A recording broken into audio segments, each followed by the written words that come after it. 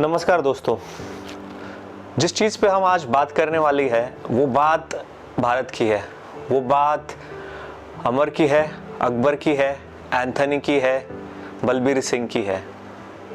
कोई भी रिलीजन उस प्रॉब्लम से छूटा नहीं है। कोई भी ऐसा पर्सन या कोई भी ऐसे लोकेलिटी या कोई भी ऐसा समाज नहीं है कि जिससे ये प्रॉब्लम से जो लोग ग्रसित नहीं हुए हैं। जी हाँ, आज हम बात कर रहे हैं ड्रग एडिक्शन की। अमर है जो काफ़ी ड्रिंक्स ले रहा है अर्ली एज से। काफ़ी ड्रिंक्स लेने के बाद घर वाले उसको काफ़ी रोकते हैं कि आप ड्रिंक्स मत लो, फिर भी वो अपने ड्रिंक्स को रोक नहीं पा रहा है। हाल ही में उसका ब्रेकअप हुआ है, उस ब्रेकअप की वजह से काफ़ी परेशान है। ब्रेकअप की परेशानी का एक जैसे बहाना मिल गया है और ड्रिंक्स इस लेवल पे चले गए हैं कि अभी वो अनस्टॉपेबल हो गया है। दूसरी ख़राब बात यह है कि हाल ही में उसको हॉस्पिटल में भर्ती करा गया, तो उसको पैनक्रियास का बहुत सीवियर प्रॉब्लम जिसे अक्यूट पैनक्रेटाइटिस बोलते हैं, जो कभी कभी जानलेवा भी हो सकता है, वो डायग्नोज हुआ है। दूसरे एक अंकल है, उनका नाम कुछ भी हो सकता है।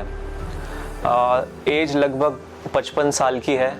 वो सीवियर अल्कोहल विड्रॉल की वजह से उनको फिट आई है और सीवियर अल्कोहल विड्रॉल की वजह से वो भी आईसीयू में एडमिट है और अपनी जान के लिए झगड़ रहे हैं। उनकी फैमिली है जो बहुत परेशान है, बाहर आईसीयू के बाहर बैठी है एंड दे आर थिंकिंग कि उनके पिताजी है, उनके हस्बैंड है, उनकी तबीयत अच्छी हो जाए। पर अंदर जो व्यक्ति है उसे पता नहीं है कि उसने अब तक अपनी शरीर को, अपने बॉडी को कितना अब्यूज़ किया है।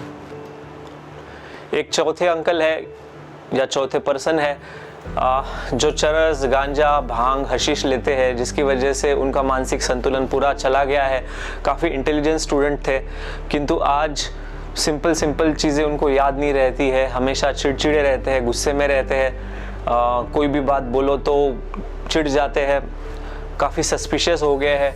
आजू बाजू के लोगों के बारे में सस्पिशियसनेस से देखते रहते हैं कि लोग मुझे वॉच कर रहे हैं, लोग मेरे पीछे है, कोई शायद मुझे मारना चाहता है या फिर सब घर वाले मेरे खिलाफ है। एक लेवल का पैरानोया उनके सर में घुस गया है। कई बार इसकी वजह से वो वायलेंट भी हो जाते हैं।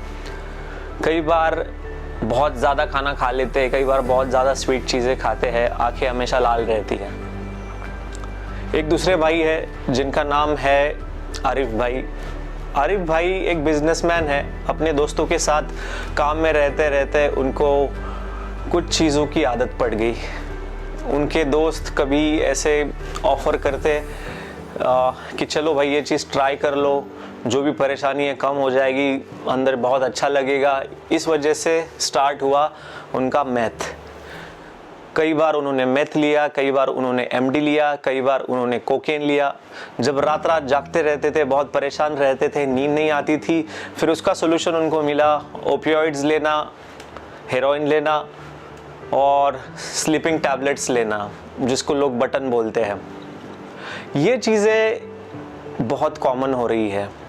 कई यंग जनरेशन के बच्चे हैं जो एसिड या फिर मैथ या फिर क्रिस्टल मैथ या बहुत सारे अलग अलग नाम है ये चीज़ों के, या कभी कभी जॉइंट पॉट नाम से बहुत सारी चीज़ों को अब्यूज़ कर रहे हैं, जिसकी वजह से उनका जो प्रोडक्टिविटी है, पोटेंशियल है, जो उनकी आगे बढ़ने की क्षमता है, काफ़ी कम हो गई है। वो लोग कर रहे हैं और इसकी वजह से अपना काफ़ी सारा समय व्यस्त कर रहे हैं, जिसकी वजह से घर में काफ़ी झगड़े हो रहे हैं, जिसकी वजह से घर के लोग बहुत नाराज़ हैं। वो बच्चे, यंगस्टर्स अपना करियर छोड़ के अपनी इमोशनल चीज़ों में बहुत ज़्यादा उलझ गए हैं। वो लड़के अपने काम पे, अपने स्टडी पे, करियर पे ध्यान नहीं दे पा रहे।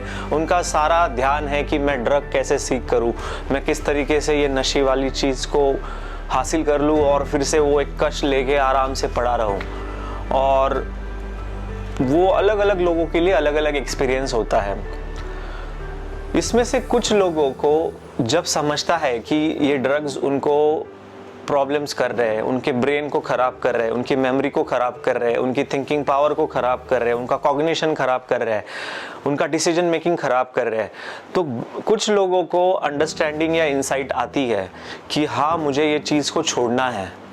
किंतु एडिक्शन एक कॉम्प्लेक्स चीज़ है। एडिक्शन इतना सिंपल चीज़ नहीं है कि जिसे इतनी आसानी से छोड़ पाए। कई लोग कोशिश करते हैं पर ड्रग्स का विड्रॉल आ जाता है, वो कंट्रोल नहीं कर पाते। विड्रॉल का मतलब है बहुत ज़्यादा अनइजीनेस लगना, बहुत ज़्यादा पसीने छूटना, अपना गुस्सा बहुत ज़्यादा बढ़ जाना, रात रात नींद नहीं आना। कुछ लोग जो अफीम को एडिक्टेड है वो लोगों को डायरिया, लूज मोशन होते हैं, वो लोगों को सीवियर पर्सपिरेशन होता है, फ्लूइड लॉस होता है, जिसकी वजह से जान को भी खतरा हो सकता है। कई बार कई सारी जो विड्रॉल्स है या इंटॉक्सिकेशंस है उसकी ट्रीटमेंट हॉस्पिटल में इंडोर करने पड़ते हैं, जो आप घर पे मैनेज नहीं कर पाते हो। तो कई बार विड्रॉल भी एक रीज़न बन जाता है ड्रग फिर से सीख करने का। तीसरी चीज़ होती है कि लोगों का डिनायल। कुछ लोग हैं कि जो बोलते हैं कि नहीं सर, मैं एडिक्टेड नहीं हूँ, मैं कभी कभी लेता हूँ। अभी कभी कभी का मतलब होता है वो बोलेंगे कि मैं हफ्ते में एक बार लेता हूँ, पर वो एक बार लेने में उनका अमाउंट जो है, वो चाहे ड्रिंक्स है, अल्कोहल है या फिर वो दूसरा कोई सब्सटेंस है, वो बहुत ज़्यादा मात्रा में होता है, जिसे हम बोलते हैं बिंज पैटर्न। एक पैटर्न होता है कि जिसमें जो व्यक्ति है, जिसको आदत, व्यसन लग गया है, एडिक्शन लग गया है, वो आदमी डेली बेसिस पे उसके लेता रहता है। इसके अंदर के जो रीजंस है वो न्यूरोकेमिकल है। एक एडिक्शन जिसका मैंने जिक्र नहीं किया, जिसका मैंने बात नहीं किया, वो हो सकता है addiction to pornography, addiction to your mobile phone, addiction to your gadgets. Actually कई क्लासिफिकेशंस में ये एडिक्शंस में नहीं आता है, बट जिस तरीके से आदमी उसका आदी हो जाता है, जिस तरीके से आदमी उसके अधीन हो जाता है, तो ये एडिक्शन जैसा ही पैटर्न रहता है। क्योंकि आपको थोड़ा टाइम या एक दिन भी या कुछ घंटे भी आपको वो नहीं मिले तो आप बेचैनी फील करते हैं, तो आप रेस्टलेसनेस फील करते हैं। इसमें मैं टोबैको का भी जिक्र कर रहा हूँ। टोबैको सिगरेट के फॉर्म में या फिर टोबैको जो चू करते हैं लोग, मुंह के अंदर रखते हैं, उस फॉर्म में टोबैको एडिक्शन भी बहुत कॉमन है। हम जिस बात पे आ रहे थे वो है ब्रेन केमिस्ट्री। सबसे पहली स्टेज है एडिक्शन ट्रीट करने की कि आपको ये जागरूकता, ये इंसाइट होना बहुत ज़रूरी है कि हाँ मैं एडिक्शन में हूँ, हाँ मैं एडिक्ट हूँ।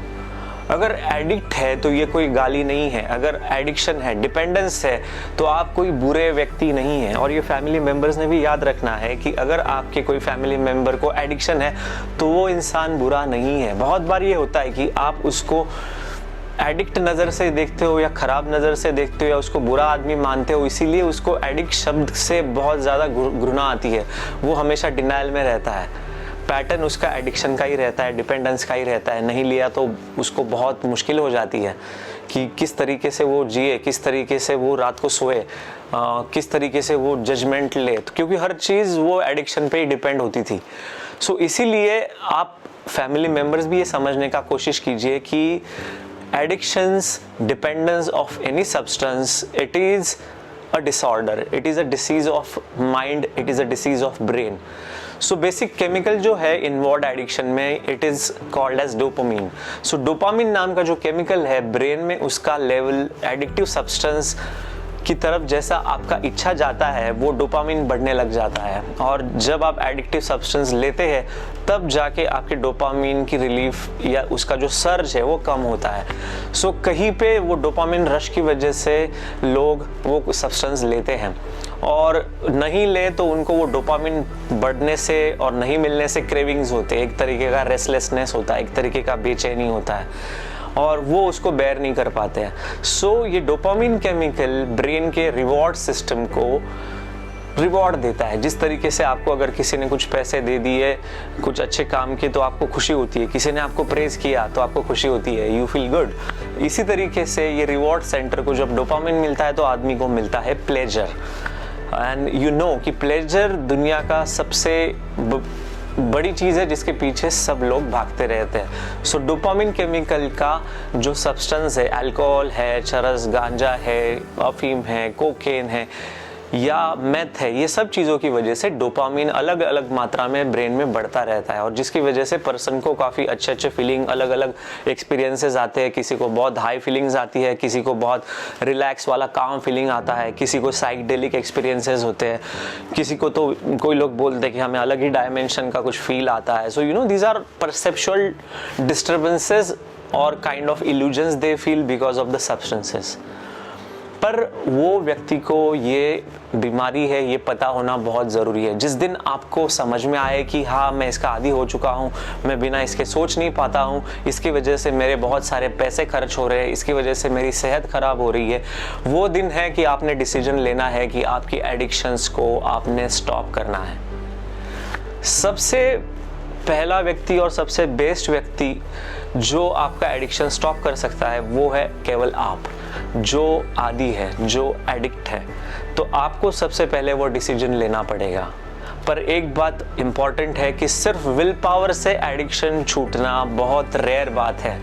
बहुत कम मात्रा में 5 to 10% लोग ही केवल सिर्फ विल पावर की वजह से एडिक्शन छोड़ने में कामयाब हो सकते हैं। मैं नहीं बोल रहा हूँ, किंतु वो अमाउंट बहुत छोटा है। तो एडिक्शन के पैटर्न्स छोड़ने के लिए सबसे ज़रूरी होता है कि आप साइंस का हेल्प लेके, डॉक्टरी ज्ञान का हेल्प लेके आप अपने विड्रॉल्स को ट्रीट करो। आप जो भी सब्सटेंस पे डिपेंडेंट थे उसको स्टेप वाइज कम करते आप उसकी विड्रॉल से बचो। दूसरी बात है कि ये जो भी चीज़ें हैं, अल्कोहल है या जो भी मद्य पदार्थ है, उनका या तो मेडिकल एंटीडोट्स होते हैं या ऐसे कोई मेडिसिन होते हैं कि जो आपके ब्रेन के रिवॉर्ड सिस्टम में वो पदार्थों ने, उन एडिक्टिव सब्सटेंस ने जो सर्किट बना के रखे हैं, उस सर्किट्स को ये मेडिसिन ब्लॉक करते हैं ताकि आपको ज़्यादा क्रेविंग्स फील नहीं हो, ताकि आपको ज़्यादा अर्जेस फील नहीं हो। आप नहीं भी ले रहे हो तो भी आप कंफर्टेबल फील करो। और वो गोलियाँ या मेडिसिन कुछ महीनों के बाद या कुछ सालों के बाद बंद हो जाती है। मैं महीने और साल इसलिए बोल रहा हूँ क्योंकि बहुत सारी एडिक्शंस, डिपेंडेंस वो महीने और सालों के होते हैं और इसी वजह से आपको ड्यूरेशन ऑफ ट्रीटमेंट भी उतना लंबा करना पड़ सकता है। दूसरा एडिक्शन में इम्पॉर्टेंट पॉइंट है कि फैमिली मेम्बर्स ने सपोर्टिव रहना है। सपोर्टिव का मतलब ये नहीं कि बेटा बाहर ड्रिंक्स पी रहा है तो घर पे आके ड्रिंक्स पी और ज़्यादा पी, कि बाहर लोगों को ख़राब दिखे उससे अच्छा घर पे दारू पीते रहे। इस तरीके का इनेबलिंग या एनकरेजमेंट नहीं देना है।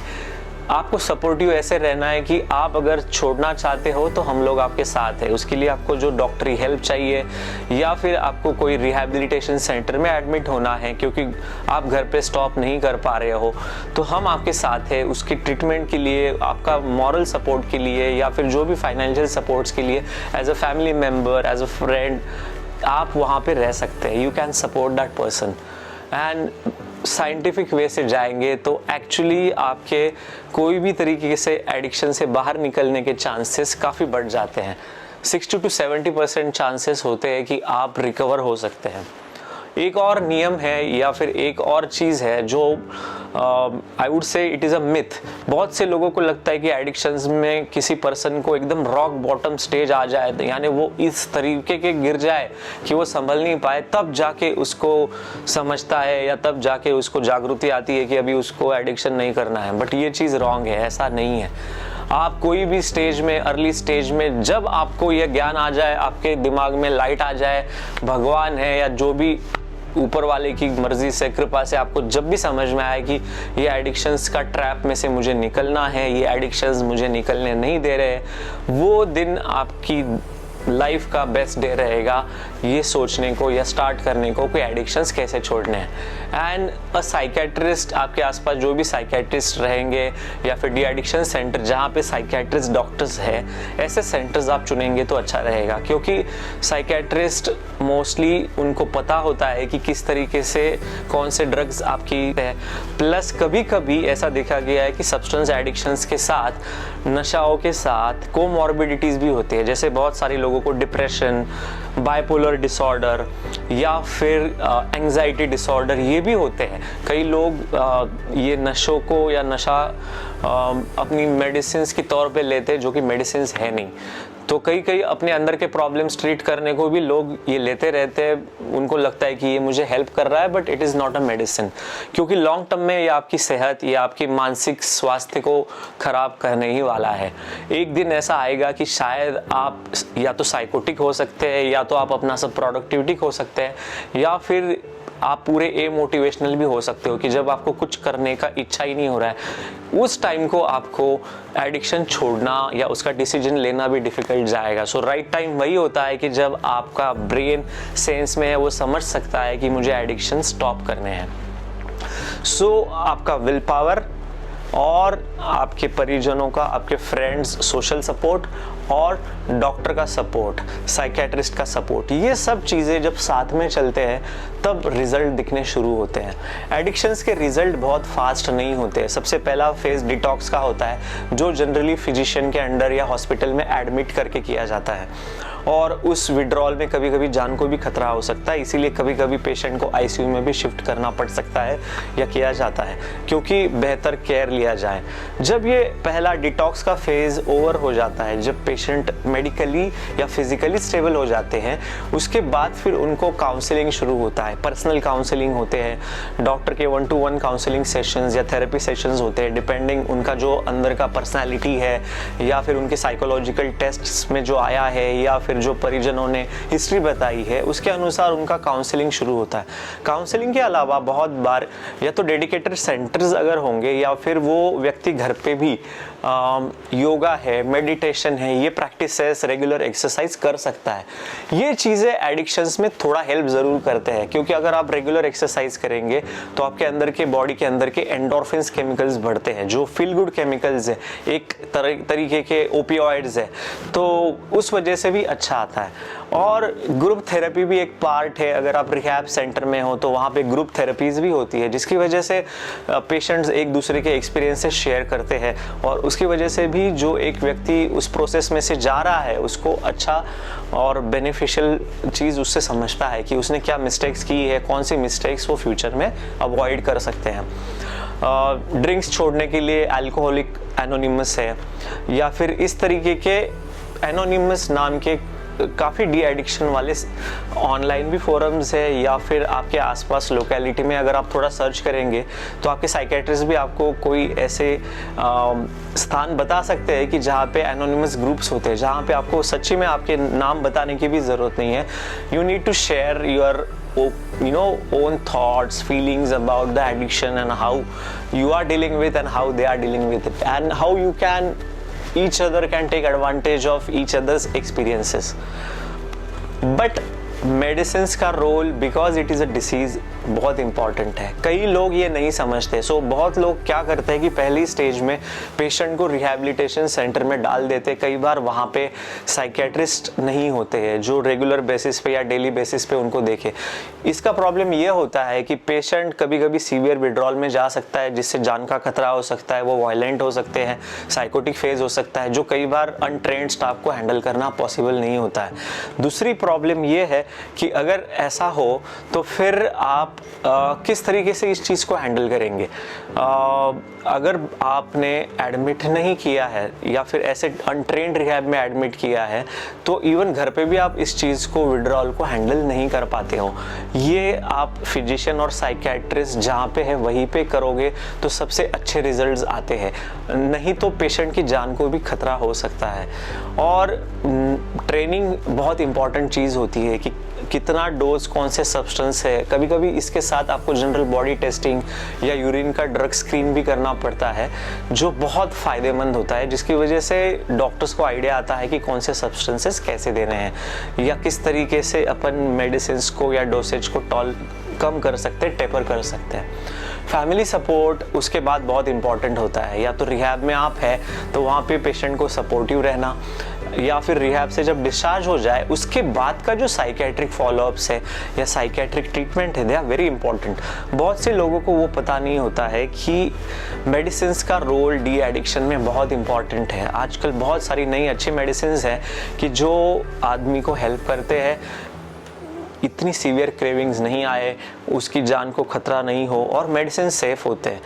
क्योंकि अगला 1 साल अगर व्यक्ति भले ही पहले 2-3 महीने ठीक रहा, पर बाद में एक साल अगर व्यक्ति ने एडिक्शंस उसको टेम्पर आते रहे या फिर उसको इम्पल्स आते रहे, कोई भी चीज़ से ट्रिगर आते रहे, अगर मेडिसिन का सहारा नहीं रहे तो उसका रिलैप्स बहुत फ्रिक्वेंट हो सकता है या वो बहुत जल्दी रिलैप्स में जा सकता है। सो रिलैप्स प्रिवेंशन के लिए आप रिहैब में भी पेशेंट को अगर डिस्चार्ज करके लाते हो तो आपके साइकियाट्रिस्ट के साथ फॉलोअप्स रखने बहुत ज़रूरी है, और उसके बाद भी पेशेंट से एम्पैथिक रहना बहुत ज़रूरी है। उसको आप एडिक्ट या फिर आप उसको कोई बुरे नामों से मत बोलो, उसको रिस्पेक्ट देना बहुत ज़रूरी है।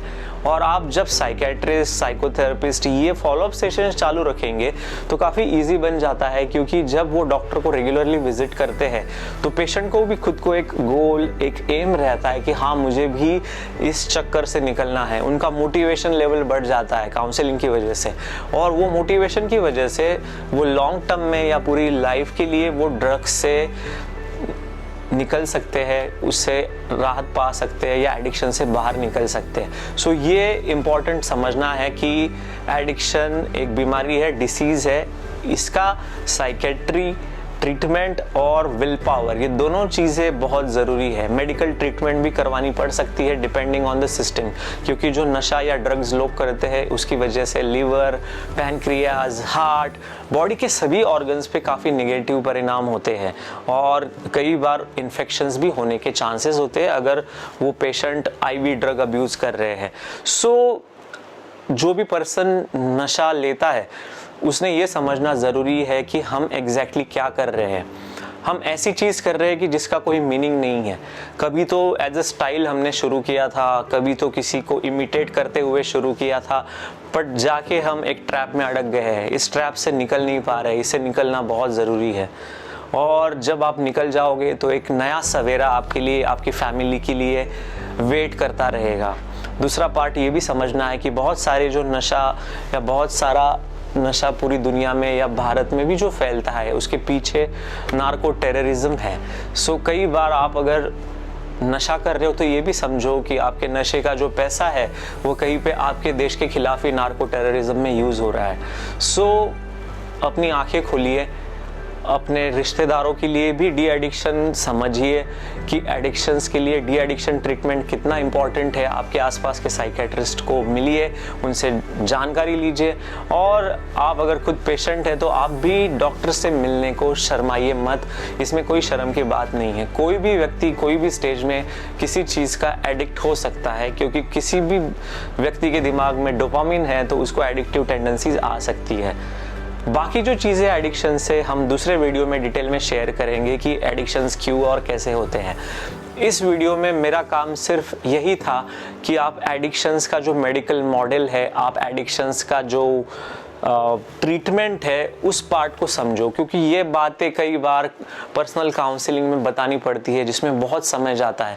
तो आप लोग ये समझिए कि ये एक बीमारी है जो काफ़ी कॉम्प्लेक्स है, इतनी सिंपल नहीं है। कई बार डिप्रेशन या एंग्जाइटी जो अभी से आया है, कई बार उसका ट्रीटमेंट बहुत सिंपल होता है, ईजी होता है, बट अल्कोहल मल्टी फैक्टरियल होता है, बहुत सारे फैक्टर्स उसको अफेक्ट करते हैं। सो इसीलिए ट्रीटमेंट थोड़ा सा लेंदी, डिफ़िकल्ट और स्लो भी हो सकता है। आपको रिजल्ट आने में थोड़ा देर लग सकता है, परेशानी हो सकती है, पर आपको वो रास्ते पे, वो पाथ पे टिके रहना, आपके डॉक्टर के साथ टिके रहना, और आप 5 बार 6 बार भी स्लिप हो जाओ फिर भी आप डॉक्टर को बिना शर्म के मिलना बहुत ज़रूरी है। सो अगर आप स्वस्थ होंगे तो आपके साथ आपका पूरा फैमिली स्वस्थ होगा। अगर आप जो पैसे नशे में खर्च कर रहे हैं वो पैसों से आप अगर घर में कुछ चीज़ें लाओगे, आप अपनी हॉबीज़ करोगे तो इट विल बी वर्थ। सो ये पैसे, आपके पैसे, खुद के पैसे जा रहे हैं, आपकी फैमिली सफ़र हो रही है। फ्यूचर में कभी तो आपको बीमारी नशाओं की वजह से, एडिक्शंस की वजह से आ सकती है। ये समझ के आज ही आप अपना प्रण लो, आप एक कसम लो कि नशे से निकलना है, नशे से निकलना है।